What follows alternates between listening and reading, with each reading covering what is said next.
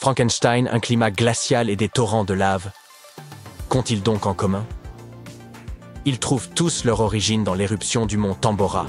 Ce volcan indonésien a eu un impact si colossal que ses répercussions se faisaient encore sentir en Suisse 1 an plus tard, bien que ces deux endroits soient séparés de plusieurs milliers de kilomètres. Nous pourrions bientôt faire face à un phénomène similaire. Restez à l'écoute, car on va vous dévoiler l'endroit précis où la prochaine éruption est attendue pour 2025.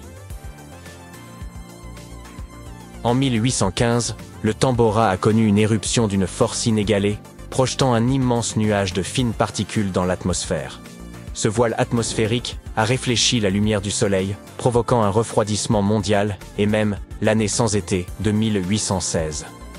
Les températures ont drastiquement chuté, provoquant des récoltes désastreuses et entraînant des pénuries alimentaires partout dans le monde, exacerbées par de nombreux problèmes de santé. Anecdote méconnue, Frankenstein a vu le jour en raison d'un été anormalement froid en 1816. Mary Shelley, bloquée en Suisse par ce climat glacial, a rédigé ce récit pour combler ses journées. Mais ce fut la seule conséquence positive de cet événement. En Angleterre et en Irlande, les mauvaises récoltes ont causé une famine si sévère qu'elle a coûté des vies. Tout cela imputable à l'éruption survenue en Indonésie. Bien que plusieurs autres volcans soient entrés en éruption depuis, aucun n'a eu d'impact aussi dramatique que le Tambora. Markus Stoffel, professeur de climatologie à l'Université de Genève, estime que les éruptions majeures ne sont pas simplement dues au hasard. Elles sont inévitables. Nous avons donc le choix. Attendre passivement ou commencer dès aujourd'hui à nous préparer. Cette future éruption se produira dans un monde bien différent de celui de 1815. La planète est aujourd'hui non seulement beaucoup plus densément peuplée, mais elle a aussi connu des transformations irréversibles qui bouleversent notre quotidien. Si vous pensez que les volcans sont toujours les grands responsables, détrompez-vous. En réalité, ils ont joué un rôle fondamental dans la structuration de notre planète. Ils participent à la formation des terres, au développement de l'atmosphère et à la régulation du climat. Prenez Yellowstone par exemple. La lave épaisse qui s'est déversée à la surface a remodelé le paysage de manière irréversible. Lorsqu'un volcan entre en éruption, il projette un mélange de lave, de cendres et de gaz, dont du dioxyde de carbone. Mais ne vous alarmez pas, en comparaison des émissions de nos combustibles fossiles, la quantité libérée par les volcans est négligeable. Ce qui intéresse particulièrement les scientifiques, c'est le dioxyde de soufre, car son impact sur le climat peut être significatif. Lors d'une éruption volcanique majeure, le dioxyde de soufre peut être propulsé jusqu'à la stratosphère, à environ 11 km d'altitude. Une fois à cette hauteur, il se transforme en minuscules particules d'aérosol qui dispersent la lumière du Soleil, contribuant ainsi à refroidir la planète. Toutefois, cet effet n'est pas immédiat. Ces particules peuvent rester en suspension pendant plusieurs années et se propager à travers le monde entier. Aujourd'hui, des équipements sophistiqués nous permettent de surveiller les émissions de dioxyde de soufre depuis l'espace. Prenons l'éruption du mont Pinatubo aux Philippines en 1991. Environ 15 millions de tonnes de dioxyde de soufre ont été relâchées. Bien que cette quantité soit considérable, elle reste inférieure à celle du Tambora. Malgré tout, le Pinatubo a abaissé la température mondiale de près d'1,5 degré Celsius pendant plusieurs années, de même que le Tambora en son temps. Cela peut sembler peu, mais en réalité, les conséquences sont loin d'être insignifiantes. Si la température de la planète augmente ne serait-ce que d'1,5 degré, les répercussions sur le niveau des mers pourraient être sérieuses. Les experts estiment que cela pourrait entraîner une hausse allant jusqu'à 20 cm d'ici la fin du siècle, menaçant d'engloutir de nombreuses terres côtières, avec des conséquences dramatiques pour de nombreuses communautés. Une éruption volcanique capable de refroidir la planète pourrait-elle alors s'apparenter à un mécanisme naturel de régulation? Pas tout à fait. Bien qu'une éruption puisse effectivement refroidir la planète, il serait erroné de croire que cela représente le type de rafraîchissement dont nous avons besoin. De telles variations de température peuvent gravement perturber les cultures, comme ce fut le cas en 1816. Des recherches montrent également que des éruptions majeures peuvent modifier les régimes de précipitation, entraînant un assèchement des régions de mousson en Afrique et en Asie. La mousson d'été dépend en effet de la différence de température entre la Terre et l'océan, une variable que l'activité volcanique peut altérer. De manière intéressante, un climat plus chaud pourrait intensifier les effets de refroidissement des éruptions. Les spécialistes expliquent que la formation et la dispersion des particules d'aérosols sont influencées par les conditions climatiques. Avec la hausse des températures, une circulation atmosphérique plus rapide peut générer des particules d'aérosols de taille réduite, lesquelles se montrent plus efficaces pour diffuser la lumière solaire et donc renforcer l'effet de refroidissement. Les océans jouent également un rôle dans cette interaction. Lorsque la surface océanique se réchauffe, elle crée une couche stratifiée qui limite le mélange des eaux chaudes et froides. Selon Stoffel, cela pourrait signifier que les éruptions volcaniques refroidissent principalement les couches supérieures de l'océan et l'atmosphère qui les surplombe. De plus, le réchauffement climatique pourrait exercer une influence directe sur les systèmes volcaniques. La fonte des glaces, en réduisant la pression exercée sur la croûte terrestre, pourrait faciliter la remontée du magma et accroître la fréquence des éruptions. En outre, les précipitations accrues, liées au réchauffement, pourraient pénétrer les sols et interagir avec le magma, ce qui pourrait également favoriser les éruptions. Bien que l'idée d'une période de refroidissement due à une éruption volcanique puisse sembler avantageuse dans le contexte du changement climatique, les scientifiques préviennent que les conséquences pourraient être graves. Les répercussions immédiates pourraient s'avérer sévères, notamment pour les quelques 800 millions de personnes vivant à proximité de volcans actifs. Une éruption majeure pourrait anéantir des villes entières. À titre d'exemple, les champs flégréens, situés près de Naples, montrent des signes d'activité croissante et menacent la sécurité de près d'1 million d'habitants. Si vous passez par l'Oregon, restez vigilants, car les experts estiment que cet État pourrait être le théâtre d'éruptions volcaniques. Cela vous effraie? Rassurez-vous. La situation n'est pas aussi alarmante qu'elle en a l'air. L'Oregon compte plus de 80 volcans, mais aucun de ceux situés à la surface ne suscite d'inquiétude pour le moment. C'est un volcan sous-marin qui pourrait entrer en éruption en 2025. Le mont sous-marin Axial est actuellement le volcan le plus actif du nord-ouest du Pacifique. Mais il demeure largement méconnu du public en raison de sa localisation à environ 500 km des côtes et à plus de 1500 mètres sous la surface. En raison de sa profondeur et de sa distance par rapport à la faille de Cascadia, sa prochaine éruption ne devrait ni provoquer de tsunami ni causer de séismes importants. Les données recueillies lors de ces éruptions pourraient cependant améliorer la surveillance de volcans potentiellement plus dangereux. On pourrait presque parler d'une éruption de courtoisie, n'est-ce pas? Prédire les éruptions demeure une tâche complexe. Nous lisons parfois des titres alarmants annonçant que Yellowstone est sur le point d'entrer en éruption. Faut-il prendre ces affirmations au sérieux? Pas vraiment. Certes, Yellowstone repose sur un supervolcan actif qui a connu 3 grandes éruptions explosives au cours des 2,1 derniers millions d'années. La dernière éruption remonte à environ 70 000 ans, tandis que la plus importante, survenue il y a quelques 631 000 ans, a formé l'immense caldeira de Yellowstone. Nombreux sont ceux qui se demandent si une nouvelle éruption est imminente et, si oui, à quel moment elle pourrait se produire. Heureusement, les scientifiques développent de nouvelles méthodes pour mieux comprendre ces phénomènes. Une étude récente indique qu'il est peu probable que Yellowstone connaisse une nouvelle éruption majeure dans un avenir proche. La raison réside dans la structure du magma sous le parc, qui est fragmenté en chambres distinctes. Bien que des quantités significatives de magma soient encore présentes, elles ne sont pas suffisamment interconnectées pour permettre une éruption. Des recherches antérieures avaient suggéré l'existence d'une immense couche de magma sous Yellowstone, mais les dernières conclusions remettent cette hypothèse en question. Pour mieux comprendre la dynamique souterraine, les chercheurs ont eu recours à la technique de la magnétotellurique, qui exploite les champs électromagnétiques naturels de la Terre au lieu des ondes sismiques.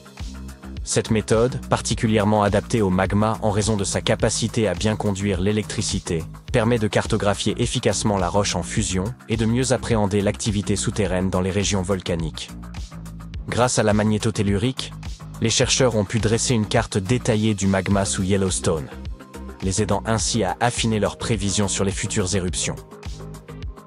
Mais que se passerait-il si une éruption de l'ampleur de celle du Tambora survenait à nouveau? Cela provoquerait un véritable chaos climatique. Bien que les plus grands savants cherchent activement une solution à ce scénario, ils n'en ont pas encore trouvé, ce qui signifie que nous ne sommes pas vraiment prêts pour un second Tambora. Pour l'instant, toutefois, nous pouvons être rassurés. Aucune éruption majeure n'est prévue. Ouf! Ces grondements inquiétants. Le sol tremble sous vos pieds. Attendez un peu, c'est mon ventre. Ou alors, c'est peut-être le mont Adams, dans l'État de Washington, qui se réveille. Il s'agit du plus grand volcan de cet État, tant en superficie qu'en volume. Et il a récemment commencé à montrer des signes de vie, après être resté silencieux pendant des milliers d'années. Les scientifiques ont remarqué une augmentation alarmante de l'activité sismique autour de la montagne. La dernière éruption s'étant produite il y a 3800 à 7600 ans, l'humanité en était alors encore à l'âge de pierre. Cette soudaine loquacité a suscité la curiosité des scientifiques. L'Institut géologique américain, ou USGS, s'est empressé d'installer des stations sismiques temporaires autour du mont Adams pour surveiller la situation. En même temps, il rassure le public en lui disant qu'il n'y a pas lieu de paniquer. Le mont Adams n'atteint pas la hauteur du mont Rainier, plus connu. Il n'en reste pas moins qu'il couvre une vaste superficie, ce qui en fait le plus grand volcan actif de l'État de Washington. Il est intéressant de noter qu'avant septembre de cette année, le mont Adams n'avait connu en moyenne qu'un seul petit tremblement de terre tous les 2 ou 3 ans depuis 1982. Or, l'Observatoire volcanologique des Cascades et le Pacific Northwest Seismic Network ont détecté un total stupéfiant de 6 tremblements de terre en l'espace d'un seul mois, en septembre. Ces tremblements de terre étaient tous minuscules, d'une magnitude comprise entre 0,9 et 2 sur l'échelle de Richter. Autrement dit, ils étaient si faibles que personne ne les a ressentis à la surface. De plus, l'imagerie satellite a confirmé qu'il n'y avait pas de déformation du sol dans la région. Pour l'instant, l'USGS maintient le niveau d'alerte du mont Adams sur vert normal. Nous n'avons donc pas à craindre que le sol se déchire et engloutisse des villes et des villages. Mais les dernières secousses sismiques ont encouragé l'agence à installer des équipements supplémentaires pour une surveillance plus précise. Ce réseau élargi permettra aux scientifiques de détecter les plus petits des tremblements de terre, ce qui les aidera à comprendre ce qui se passe sous le mont Adams. Ces instruments pourraient également permettre de déterminer si cette activité récente est annonciatrice d'éruptions futures, ou s'il s'agit simplement d'une anomalie fortuite. Si le mont Adams entre en éruption, il est probable qu'il produise des coulées de lave à évolution lente plutôt que des éruptions explosives comme celle du mont St. Helens. Après tout, les éruptions passées ont entraîné des coulées de lave qui ne se sont répandues qu'à quelques kilomètres du volcan. Ce n'est donc pas de cela qu'il faut s'inquiéter. Les lahars, ces coulées boueuses qui se forment lorsque les cendres volcaniques, les roches et la glace fondue se mélangent au cours d'une éruption, sont beaucoup plus dangereux. Des lahars se sont déjà formés près du mont Adams, même en l'absence d'éruption. La roche, affaiblie par les processus hydrothermaux au sommet du volcan, s'est soudainement détachée, créant des coulées de boue rapides et destructrices.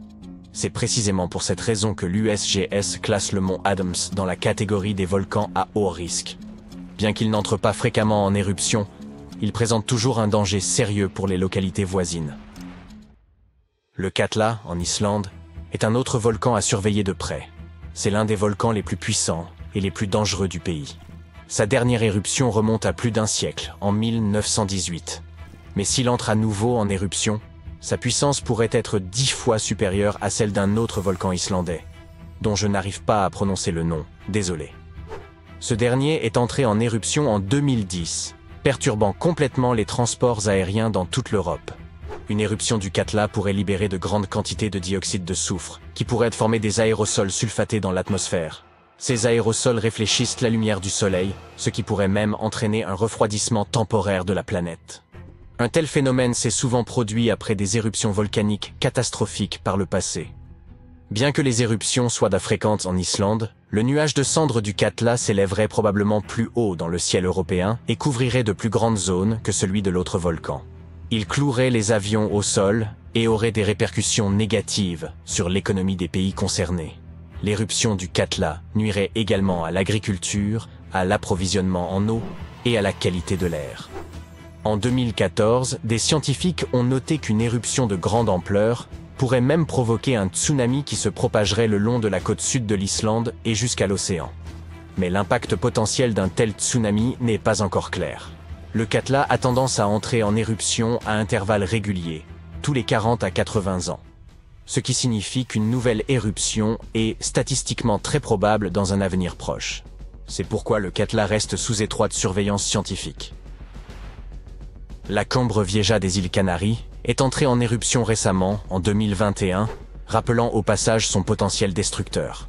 La coulée de lave de cette éruption a été dévastatrice. Elle a recouvert des quartiers entiers, et s'est déversé dans l'océan, détruisant plus de 3000 maisons. Des milliers de personnes ont dû être évacuées. Mais le plus fou, même si les dégâts ont été importants, les scientifiques pensent que la situation aurait pu être bien pire. Une éruption massive de la Cumbre Vieja aurait pu provoquer l'effondrement de l'ensemble du flanc ouest du volcan dans l'océan Atlantique, déclenchant un méga tsunami.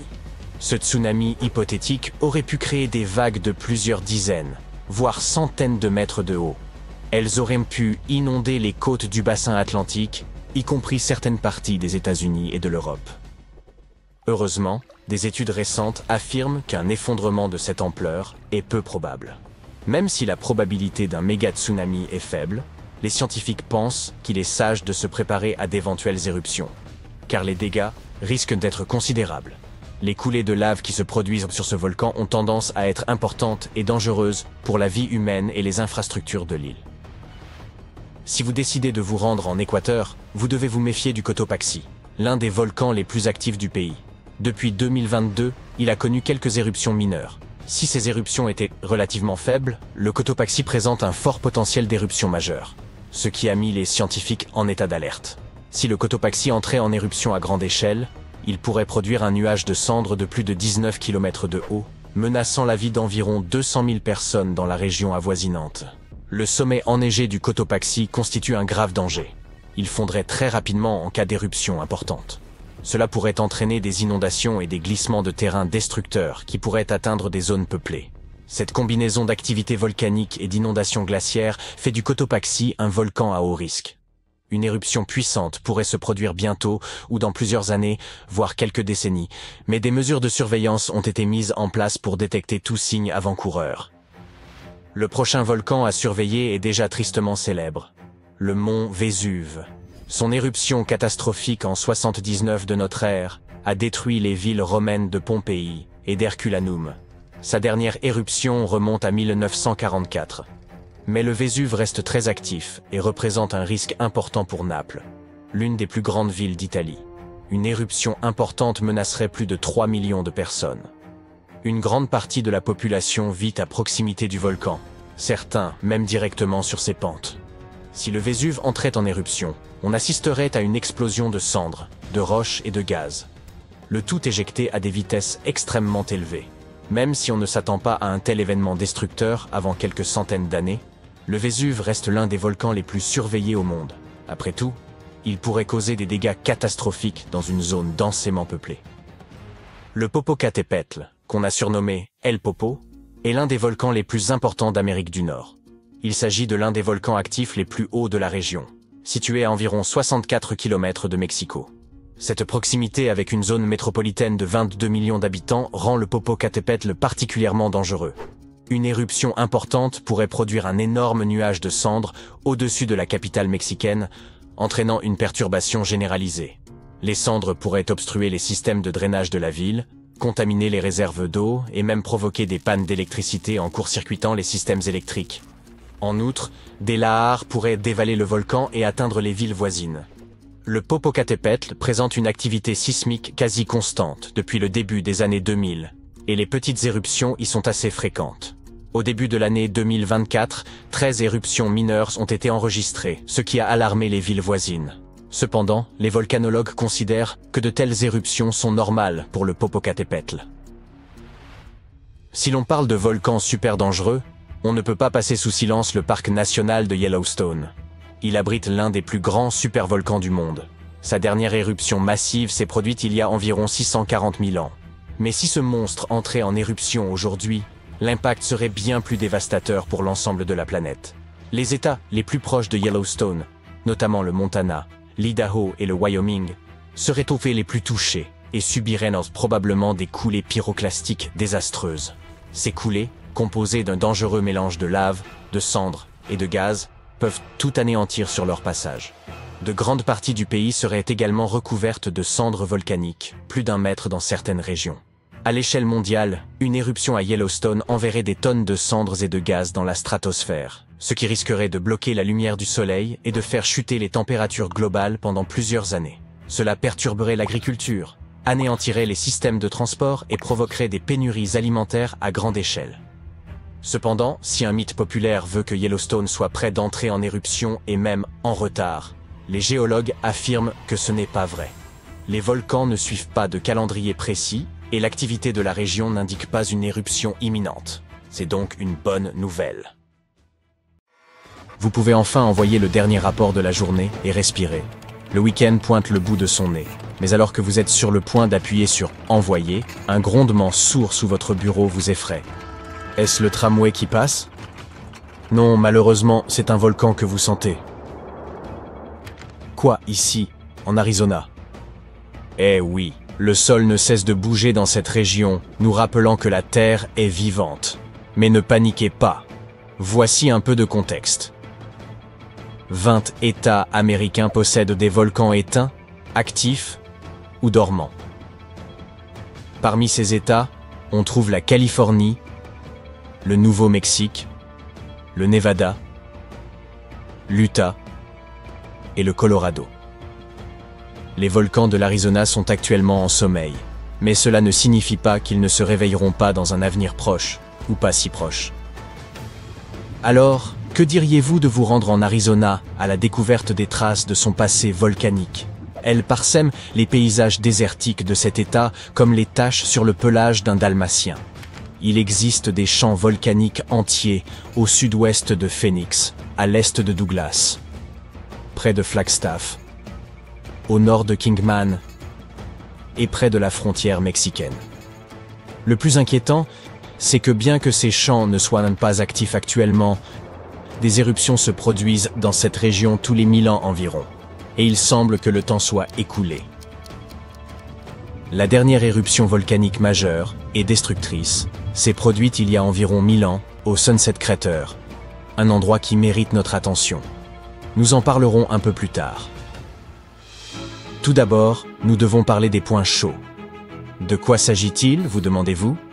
Dans notre contexte volcanique, un point chaud est un endroit où des quantités folles de chaleur font fondre la croûte terrestre, la fine couche extérieure de la Terre, et donnent naissance au volcan. Cette chaleur provient du manteau, qui se trouve entre le noyau dense et surchauffé de notre planète et la croûte. Vous voulez voir un exemple de ce type de volcanisme? Bienvenue à Hawaï. La grande île a des volcans actifs parce qu'elle est actuellement située au sommet du point chaud hawaïen. Les îles hawaïennes plus anciennes ont connu ça autrefois, mais elles ont fini par dériver vers le nord-ouest. Cela s'est produit parce que la croûte océanique sur laquelle elles reposaient, à savoir la plaque du Pacifique, s'est déplacée. Maintenant, regardez les bassins océaniques de notre planète. Ils sont littéralement parsemés d'îles situées directement au-dessus de points chauds, comme Hawaï, l'Islande, les Samoa. Les Galapagos sont probablement les exemples les plus célèbres. Mais n'allez pas croire que les continents ne peuvent eux aussi posséder leurs points chauds. C'est bien le cas, mais c'est beaucoup moins courant. L'un des points chauds continentaux les plus célèbres est... Ah, je parie que vous le connaissez. Celui qui se trouve sous la caldeira de Yellowstone. Au fait, une caldeira est un vaste cratère volcanique, notamment formé à la suite d'une éruption massive qui a entraîné l'effondrement de l'embouchure d'un volcan. Le point chaud de Yellowstone est à l'origine du geyser Old Faithful et des autres sources d'eau chaude et mares de boue qui font la renommée de ce parc national. À propos d'Old Faithful, nous allons faire un petit détour pour nous intéresser à cette merveille de la nature. Il s'agit de l'un des geysers les plus célèbres au monde. Depuis plus d'un siècle, les gens viennent du monde entier pour l'admirer. Ce qui est intéressant avec ce genre de geyser, c'est qu'ils ne peuvent se former que dans des conditions très particulières. Voilà pourquoi ils sont si rares. Le magma sous la surface surchauffe des poches d'eau souterraines. La pression augmente progressivement, et un jour, l'eau jaillit avec une force inouïe. Une certaine roche volcanique, la rhyolite, à forte teneur en silice, tapisse le tunnel par lequel l'eau s'échappe. En fait, elle forme une conduite capable de résister à la pression immense et à la chaleur incroyable de l'éruption d'eau, si spectaculaire vue depuis la surface. Old Faithful est le tout premier geyser à avoir été baptisé à Yellowstone. Si vous visitez le coin et que vous vous attendez à ce qu'il se manifeste toutes les heures, vous serez déçu. En moyenne, ce geyser entre en éruption toutes les 91 minutes environ, ce qui n'est quand même pas si mal. De plus, vous pouvez télécharger une application spéciale qui vous donnera l'heure approximative de la prochaine éruption. Mais soyez très prudent lors de votre visite et restez à l'écart du site. L'eau qui jaillit de ce puissant geyser atteint les 95 °C. Et sa vapeur est encore plus brûlante, jusqu'à 176 °C. Assez chaud pour faire cuire un gâteau. Mais revenons à nos points chauds. Les scientifiques ne savent toujours pas pourquoi il y a si peu de points chauds volcaniques sur la croûte continentale.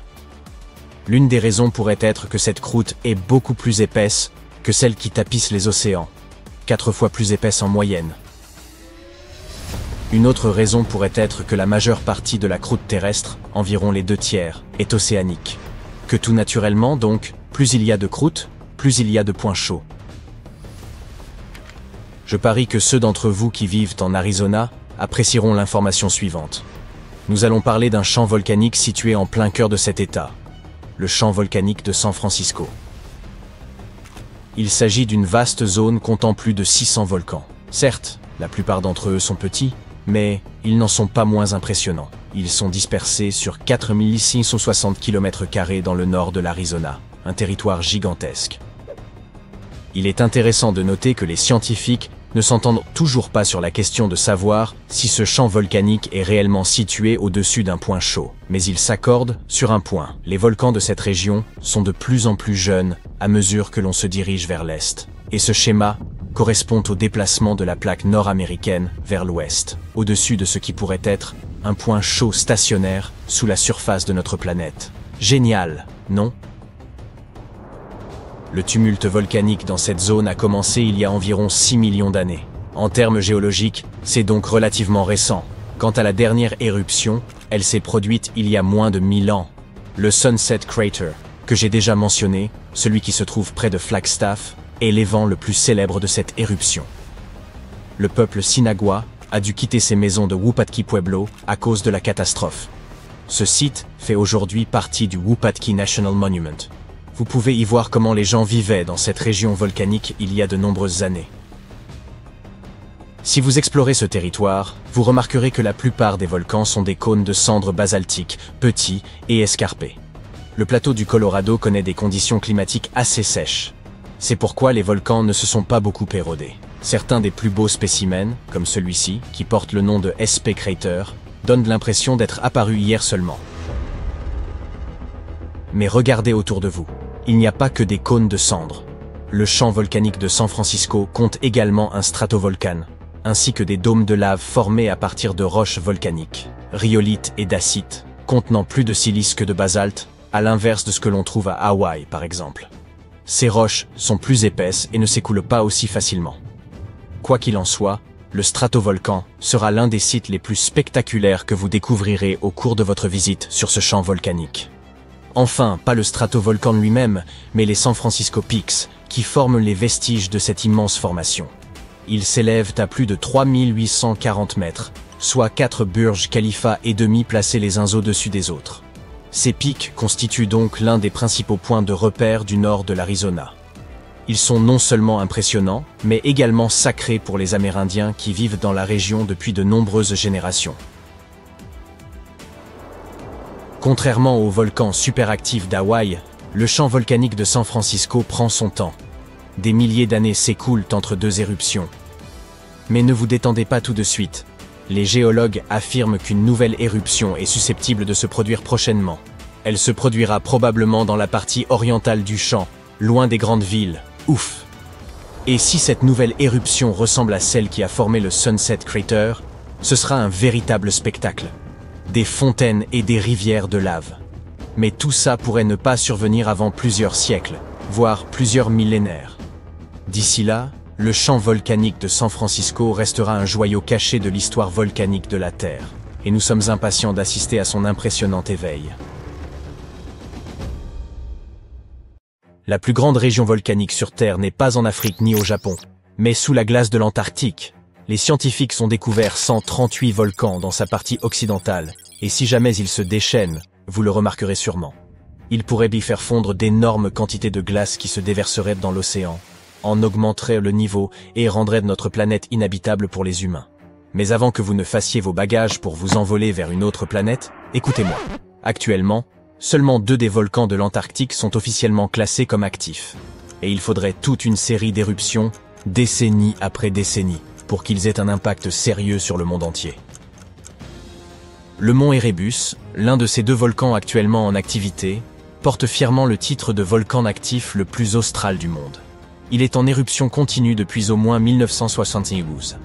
Il émet des panaches de gaz et de vapeur, et parfois, il expulse même des roches. Les scientifiques appellent ça des éruptions stromboliennes. L'une de ses caractéristiques les plus impressionnantes est un lac de lave, situé dans l'un de ses cratères sommitaux, avec des matériaux en fusion à la surface. De tels lacs sont assez rares, car certaines conditions sont nécessaires pour que leur surface ne gèle jamais. Le second volcan actif est l'île de la Déception, une masse de terre en forme de fer à cheval. C'est la caldeira d'un volcan actif qui est entré en éruption pour la dernière fois il y a plus de 50 ans. Les scientifiques qui le surveillent disent qu'il ne devrait pas se réveiller de sitôt. L'Antarctique est également le théâtre de régulières fumerolles. Il s'agit d'émanations de gaz et de vapeur volcanique. Dans les conditions adéquates, les crevasses peuvent expulser suffisamment de matériaux pour ériger des tours de glace de 3 mètres de haut. Les scientifiques surveillent les volcans de l'Antarctique avec des sismomètres qui se mettent en marche lorsque la Terre commence à trembler à cause de l'activité volcanique. Parfois, ils utilisent également des technologies plus complexes, mais les opérations sont toujours difficiles en raison de la distance de cette région polaire et des moyens qu'il faut mettre en œuvre pour s'y rendre. C'est pourquoi personne ne peut prédire quand l'un des volcans du continent, actuellement endormi, entrera en éruption. Nous pourrions savoir à quoi ressemblerait un tel réveil si nous analysions ce qui s'est passé il y a près de 20 000 ans. Mais le faisons-nous? L'un des volcans endormis de l'Antarctique, le mont Takahe, a autrefois connu une série d'éruptions et émis une bonne quantité d'halogènes riches en ozone. Certains scientifiques disent que ces événements ont réchauffé l'hémisphère sud. Les glaciers auraient commencé à fondre, et cela aurait contribué à mettre fin à la dernière ère glaciaire. Pour que ces événements se répètent, il faudrait à nouveau une série d'éruptions avec émission d'halogènes provenant d'un ou de plusieurs volcans se trouvant au-dessus de la glace. C'est un scénario peu probable, mais comme cela s'est déjà produit dans le passé, ce n'est pas complètement impossible. Quant aux volcans cachés sous une épaisse couche de glace, on pense que leur gaz aurait du mal à atteindre l'atmosphère. Cependant, ils seraient suffisamment puissants pour faire fondre d'énormes cavernes et produire d'importantes quantités d'eau de fonte. La nappe glaciaire de l'Antarctique occidental est humide et n'est pas attachée à sa base. Cette eau de fonte agirait donc comme un lubrifiant et mettrait rapidement en mouvement la glace qui la recouvre. Le volume d'eau qu'un volcan de cette taille pourrait produire ainsi n'est rien comparé au volume de glace qui le surplombe. Ainsi, une seule éruption ne ferait pas de différence. Cependant, avec plusieurs éruptions de volcans situés près ou sous les grands courants de glace de l'Antarctique occidental, ce serait une autre histoire. Ces courants de glace sont des rivières qui transportent une grande partie de l'eau de l'Antarctique vers l'océan. Si elles modifiaient leur vitesse et apportèrent des quantités inhabituelles d'eau dans l'océan, son niveau monterait. À mesure que la glace deviendrait de plus en plus fine, il y aurait de plus en plus d'éruptions. Les scientifiques appellent ça un effet d'emballement. Un phénomène similaire s'est produit en Islande. Le nombre d'éruptions volcaniques a augmenté lorsque les glaciers ont commencé à reculer à la fin de la dernière période glaciaire. Pour que des changements massifs se produisent, il semblerait donc que plusieurs volcans situés au-dessus de la glace et contenant des gaz riches en halogènes doivent devenir actifs dans un laps de temps assez bref et rester puissants pendant des dizaines voire des centaines d'années. L'Antarctique contient environ 80% de toute l'eau douce du monde. Et si toute cette glace fondait, le niveau global des mers augmenterait de près de 60 mètres. Et nous n'aurions plus qu'à chercher une nouvelle planète où vivre. Mais ce scénario est peu probable. Il est plus probable que des éruptions sous-marines lubrifient les flux de glace et envoient des masses d'eau dans l'océan. Mais ce ne serait pas la fin du monde. Un supervolcan extrêmement puissant et furieux pourrait y parvenir, et cela s'est déjà produit par le passé. Il y a plus de 200 millions d'années, le monde a connu une transformation majeure, avec non pas une, ni deux, mais 4 éruptions volcaniques massives. La province magmatique centra-atlantique s'est trouvée en éruption continuelle pendant 600 000 ans. C'était à Wrangellia, une grande masse de terre et jadis un volcan supermassif s'étendant sur ce qui est aujourd'hui le territoire de la Colombie-Britannique et de l'Alaska. Mais ce n'est ni la lave ni les cendres volcaniques qui ont dévasté l'environnement. L'éruption a fait exploser les niveaux de carbone. La planète n'a plus jamais été la même après ça. Cette activité volcanique aurait permis aux dinosaures de devenir les géants que nous avons découverts dans Jurassic Park. Elle aurait déclenché une saison des pluies de 2 millions d'années et rendu la planète chaude et humide. Les dinosaures ont adoré. Les chercheurs ont creusé profondément dans les couches sédimentaires, sous un ancien lac en Asie pour découvrir ses secrets. Ils ont trouvé des traces de cendres volcaniques et de mercure, des signes évidents de ces éruptions. Ils ont également pu confirmer les grandes augmentations des niveaux de dioxyde de carbone. Cela aurait rendu l'atmosphère torride, et la pluie s'est mise à tomber abondamment. La mauvaise nouvelle, c'est qu'une autre éruption comme celle-ci pourrait se produire. Le supervolcan situé sous le parc national de Yellowstone dort depuis près de 70 000 ans. Mais s'il se réveillait, ce serait bien plus catastrophique que l'éruption du mont Saint-Helens en 1980. On la considère comme l'éruption volcanique la plus désastreuse de l'histoire des États-Unis. Elle s'est produite après 2 mois de tremblements de terre et d'injections de magma, qui ont affaibli puis détruit toute la face nord de la montagne. La colonne éruptive s'est élevée à plus de 24 000 mètres dans l'atmosphère et a répandu des cendres sur 11 États américains et plusieurs provinces canadiennes. Et la dernière éruption de Yellowstone fut 1000 fois plus grande que celle-ci. Le sol de Yellowstone repose sur un point chaud, composé de roches fondues et semi-fondues. Ce magma s'écoule au-dessous du parc, à environ 8 km de profondeur, et fait s'enfler le sol comme un ballon.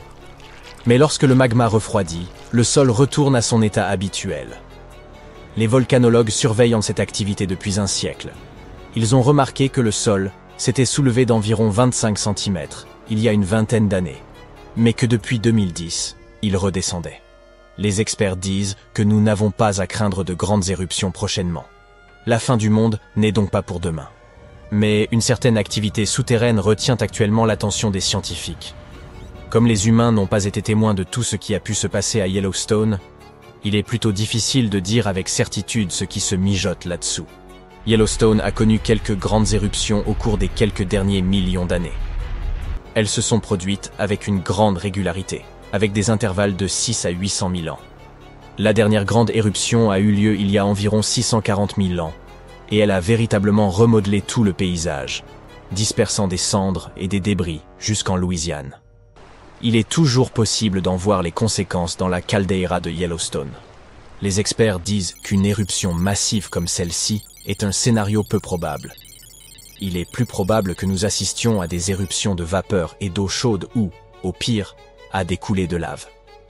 Mais quand et avec quelle force cela se produira reste un mystère pour les scientifiques. Waouh! La surface de la Terre tremble. De longues fissures ouvrent le sol. Des rivières de lave dévalent rapidement les pentes. Un bruit assourdissant emplit l'air. Des roches et autres débris sont propulsés partout.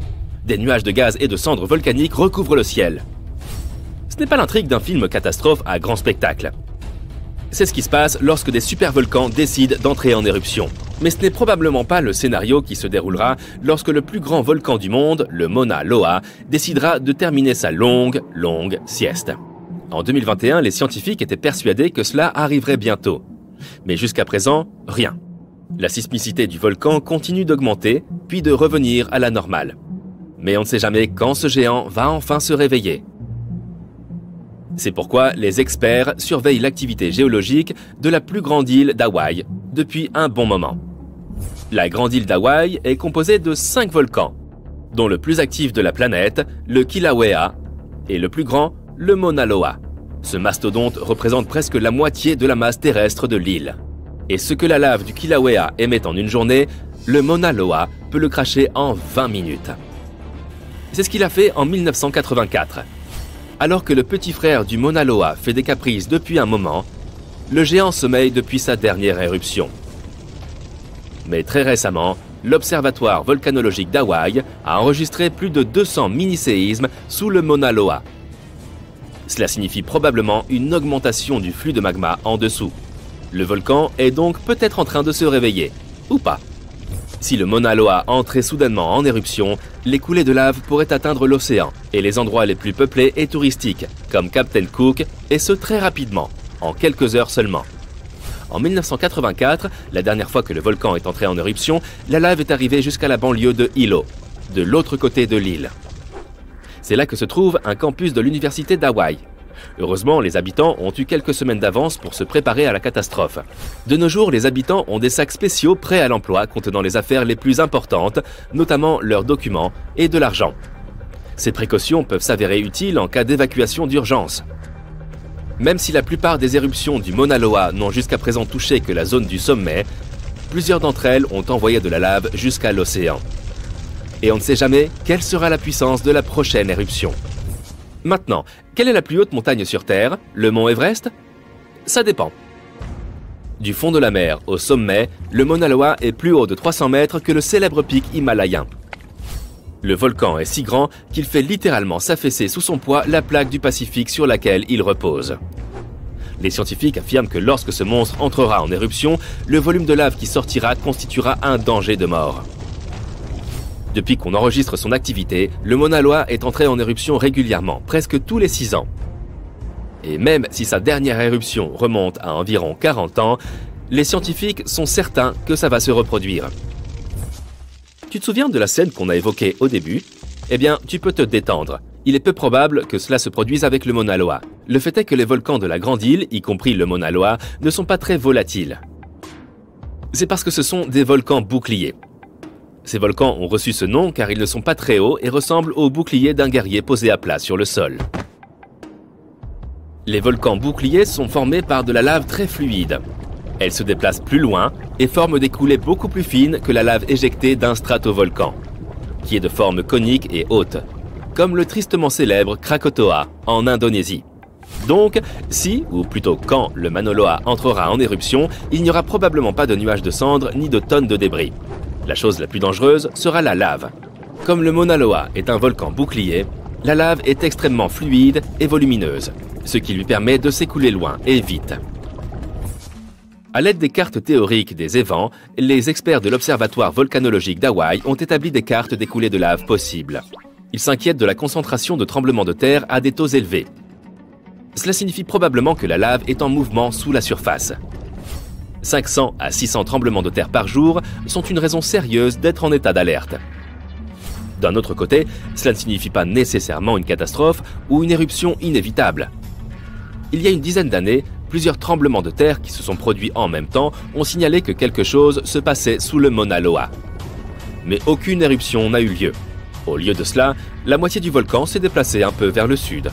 Ainsi, il a probablement donné plus de place au magma pour rester sous la surface. Maintenant, revenons à l'éruption catastrophique que nous avons évoquée au début de la vidéo. C'est souvent ce qui arrive lorsqu'un supervolcan entre en éruption.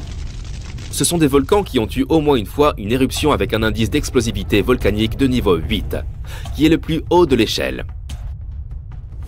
Les supervolcans sont souvent très grands et démunis de cônes.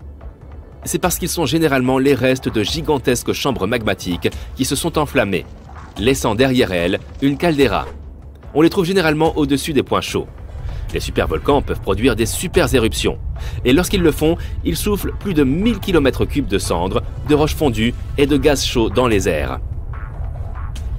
En d'autres termes, 4 super éruptions pourraient remplir le Grand Canyon à ras-bord.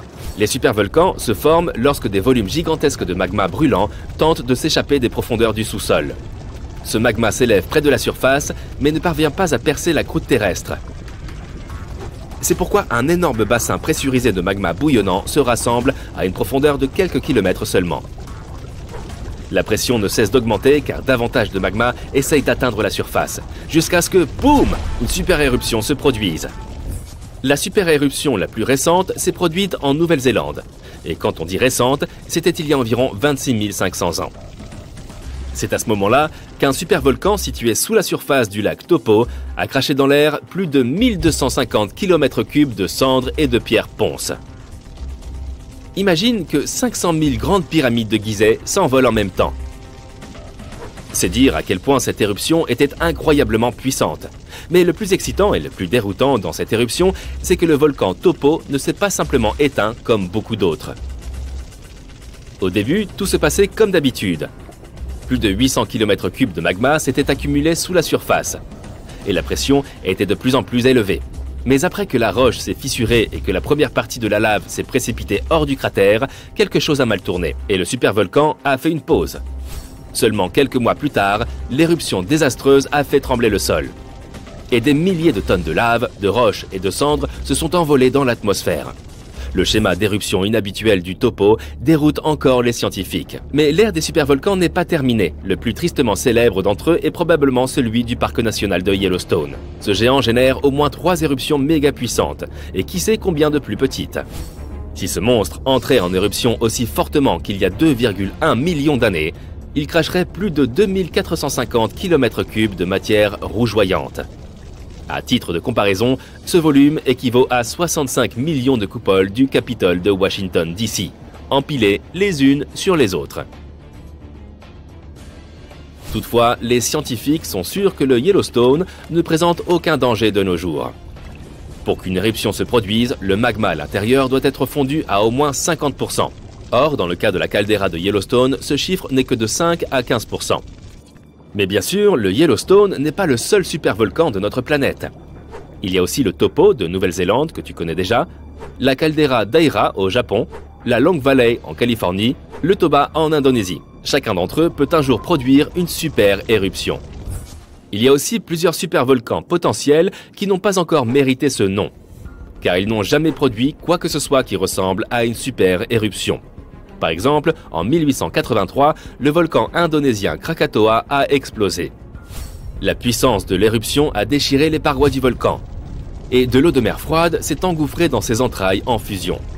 La différence de température a fait exploser le volcan dans un boom assourdissant. On l'a clairement entendu à 3000 km de là, en Australie. Cela a valu à l'explosion le titre de son le plus fort de l'histoire. Mais même si les conséquences de cet événement ont vraiment été catastrophiques, il ne s'est pas avéré assez puissant pour être qualifié de super éruption. L'île Fraser se trouve au large de la côte ensoleillée du Queensland, en Australie. Mais ne te laisse pas séduire par sa beauté, elle abrite la plage la plus dangereuse du monde. Il n'y a aucun endroit sur l'île où l'on puisse se faire soigner. Donc si tu te mets en danger, tu devras te débrouiller tout seul. Les attaques de dingos sont très courantes ici.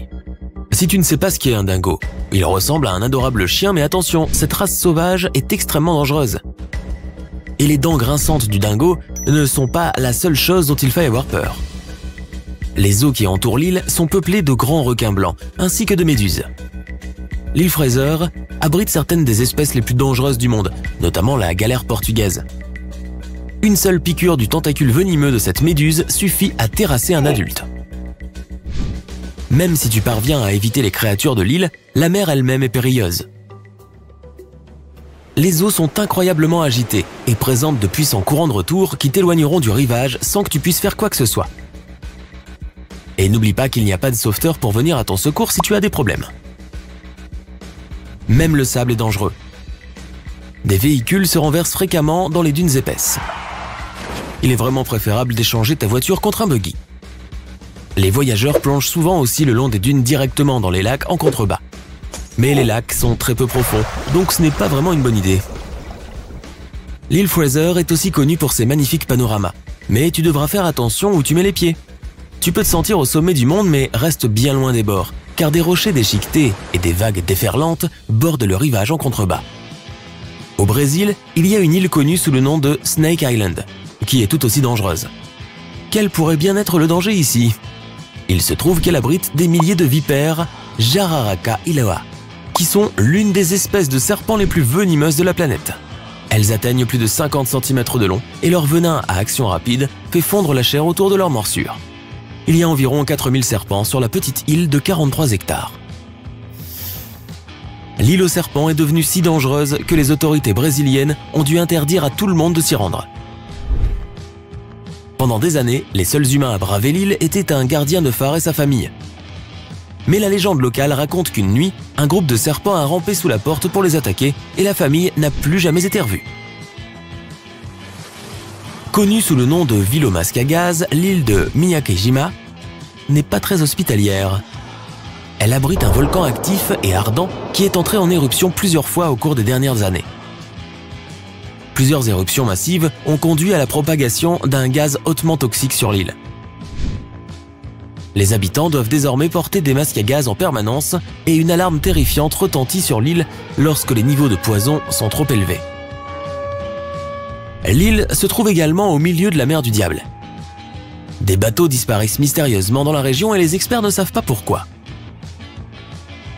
L'île de North Sentinel abrite une tribu isolée et peu accueillante. Ils vivent seuls sur l'île sans aucune technologie moderne ni contact avec le monde extérieur depuis plus de 60 000 ans. Et ils ne souhaitent pas que cela change. Ils sont connus pour tirer des flèches sur quiconque tente de pénétrer sur l'île. Il existe de nombreuses histoires de personnes qui visitent l'île et que l'on ne revoit jamais.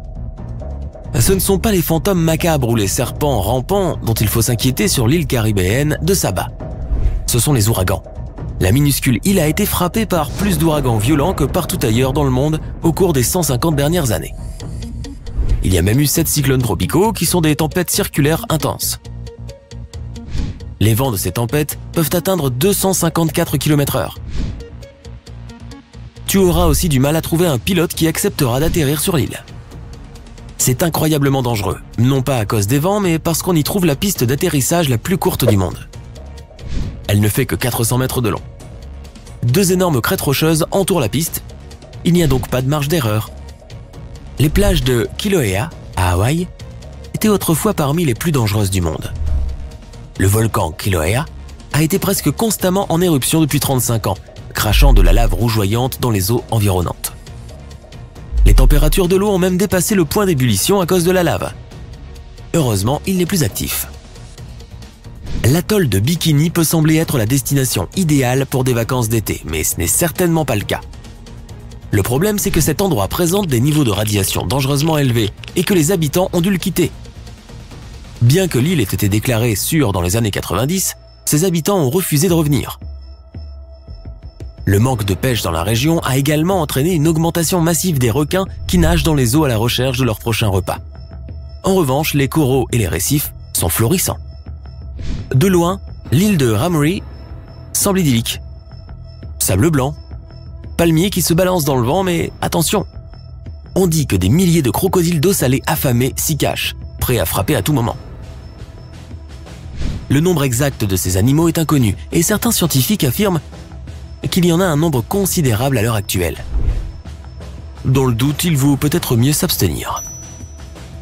La côte des squelettes, en Namibie, porte bien son nom, car le paysage rude et le manque d'eau rendent la vie presque impossible. Des carcasses de baleines, des carapaces de tortues et des cages thoraciques d'éléphants jonchent le rivage.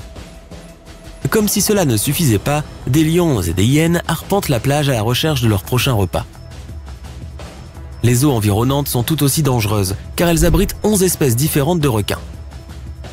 De nombreux marins se sont perdus sur cette côte et n'ont jamais été revus.